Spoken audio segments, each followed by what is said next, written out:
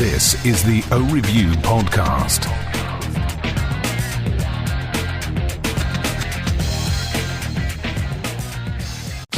O-Review. On March 20th, 2012, the last batch of titanium alloy was poured into a Juliet mold, and the original X-Metal line as we knew it came to an end. There was immediate speculation about the future of the glasses, along with a possible rebirth, but the closing of the plant in Nevada kept most wondering for over 2 years. Some argued titanium would be made elsewhere, while others thought the Elite line would take its place as the top-tier level of glasses.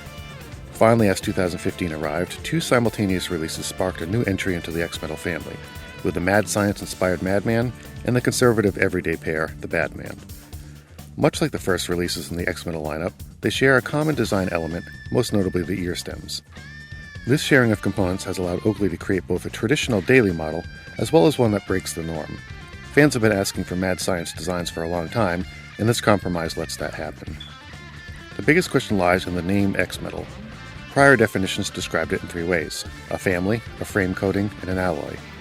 By far the most common perception was the alloy, and since the new models are a combination of aluminum and O-matter, some feel that this is not a true entry into the lineup. Oakley has released a statement saying that, "We love to celebrate our past, but we don't live there. We are constantly designing, innovating, and letting our mad scientists come up with the next big thing. This generation of X-Metal is not, nor should it be, the same as the X-Metal of the past." Brian Takumi also said, "There's a lot of talk about what is X-Metal. There are piles and piles of notes that talk about the properties from the mid-90s. It's interesting to read because titanium was only a small portion.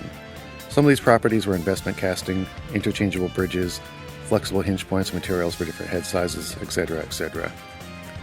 While the new X-Metal may not be titanium, it does have quite a bit of lineage to the original. At the same time, for me personally, the end of the ear stems don't squeeze my head like a vice. They want to be free to explore any material or option that suits their needs, without being restricted to a specific metal. In the end, it's about a design aesthetic and a price point, rather than being a Juliet or a Mars 2.0. The migration away from a pure titanium has some benefits and drawbacks, mainly with fit. While the original X-Metals had a very tight fit due to the inflexibility of the metal, the Madman and Badman used the O-matter stems and nose bridge to their advantage by putting the high-stress portions of the frame onto the pliable material. The nose bridge has long been a point of difficulty with the X-Metal line, with the first models using a riveted flex coupler, which loosened over time, then a spring hinge to compensate for a lack of flex on the nose bridge, and then finally a return to the flex couplers but with screws instead of rivets for easier repair.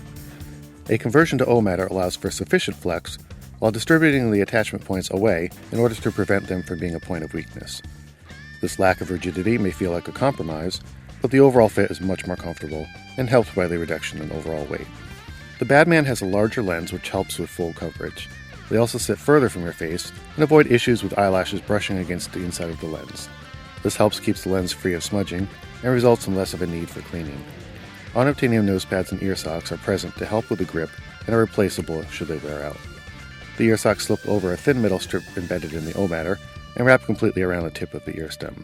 While in theory they may loosen over time, they are snug and will avoid issues with warping or flaring, as happened often with older models.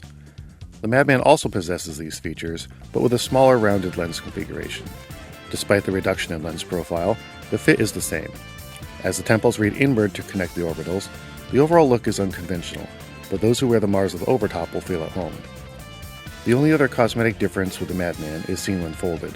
The ear stems extend well past the temples and resemble the O-matter moons, more so than the Mars, which is the most common comparison. Unfolded profiles are otherwise very similar to previous X-Metals. Initial colorways span a wide array of options from neutral to vibrant.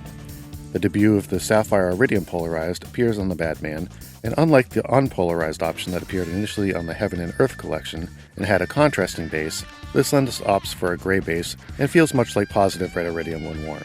Ruby and Fire form the other colorful options, while Tungsten, Black, and Chrome provides the neutral offerings.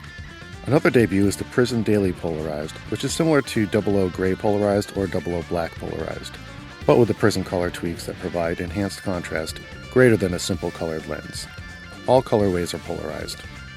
Frame colors mirror names found on the older X-Metals such as Carbon, Plasma, and Pewter, but it would be more appropriate to compare them to the O-aluminum models such as the Hatchet.